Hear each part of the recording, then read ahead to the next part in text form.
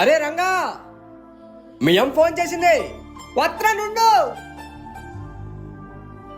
Hello అమ్మా, బాగున్నావా? ఏం బాగుండడం నాయన. ఏటయిందే?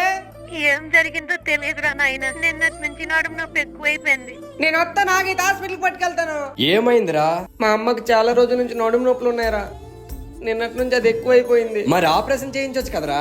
ఆపరేషన్ అంటే అమ్మ భయపడిపోతుందిరా. ఓ సంతేనా?